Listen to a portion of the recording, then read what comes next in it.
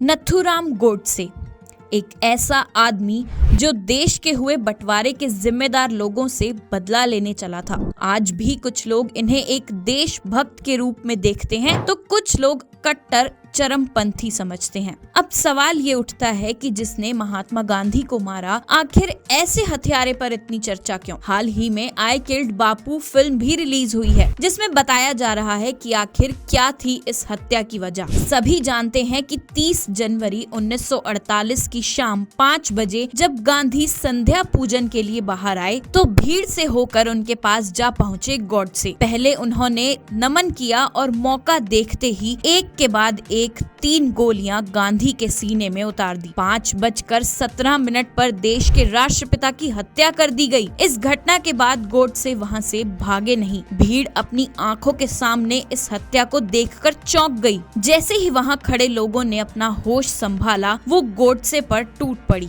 और उन्हें पीटने लगी। जिंदगी भर अहिंसा की रट लगाए गांधी एक तरफ अधमरे पड़े थे और दूसरी तरफ उनके हिंसक समर्थक उनके आदर्शों की हत्या कर रहे थे। इसके बाद पुलिस के दखल देने पर गोडसे को भीड़ से छुड़ाकर गिरफ्तार कर लिया गया और गोडसे का नाम पूरी दुनिया ने अगले दिन के अखबारों और रेडियो पर शायद पहली बार सुना। माना जाता है कि गोडसे गांधी को मारने की पहले भी 20 जनवरी को कोशिश कर चुके थे। कहते हैं कि किसी यात्रा के दौरान उन्होंने ये ठाना कि अगली बार गांधी हत्या का काम वो खुद पूरा करेंगे और किसी पर निर्भर नहीं रहेंगे। गोडसे कभी खुद एक गांधी भक्त रहे थे और उन्हें एक आदर्श के रूप में देखते थे। जब गांधी का नॉन कॉपरेशन मूवमेंट चल रहा था तब नथुराम स्कूल में थे और गांधी से बहुत ज्यादा प्रभावित थे। लेकिन फिर इसी आंदोलन के दौरान अचानक हिंसा भड़कने पर गांधी ने इसकी निंदा करते हुए पूरे आंदोलन को ही बंद कर दिया, जो गोडसे के गांधी से दूर जाने की वजह बना।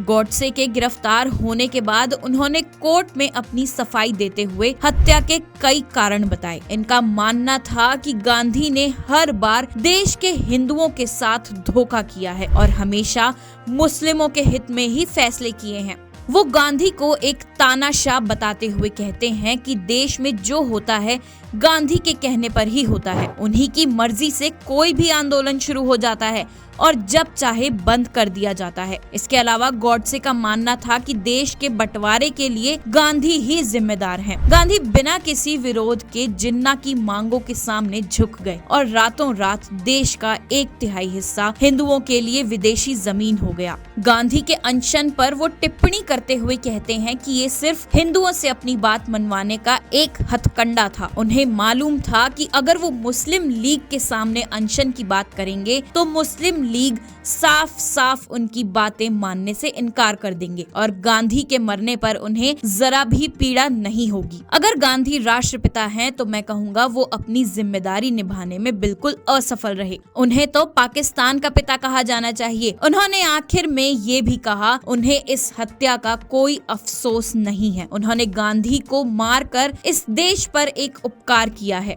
देखा जाए तो सबसे पहले 2 नेशन थ्योरी देने वाली प्रणाली या जिन्ना नहीं बल्कि गोडसे के ही राजनीतिक गुरु थे। उसके अलावा हम सभी जानते हैं कि गांधी अंततः विभाजन के सैलाब थे। उन्होंने कई बार एक अटूट भारत की बात देखी और मुस्लिम लीग के नेताओं के साथ लगातार इस मसले का समाधान तलाशने की कोशिश की। देश भर में दंगे हुए और मुस्लिम लीग के सपोर्ट के आगे गांधी कांचन भी काम नहीं किया और जब विभाजन को रोकने का कोई रास्ता नहीं बचा तो गांधी को झुककर मुस्लिम लीग की बात माननी पड़ी। गांधी इसके बाद भी भारत में हिंदू मुस्लिम एकता पर काम करते रहे और विभाजन के वक्त भी वो देश भर में घूम घूम कर दंगों की आग को बुझाने में लगे थे। गांधी की इन्हीं कोशिशों का नतीजा है कि देश की बहुत सी मुस्लिम आबादी ने अपने देश पर विश्वास जताते हुए यहीं रहने का फैसला किया और आगे चलकर देश की उन्नति में भी योगदान दिया। दोनों में बस यही फर्क था कि गांधी जहां सभी का विकास चाहते थे, वहीं गोडसे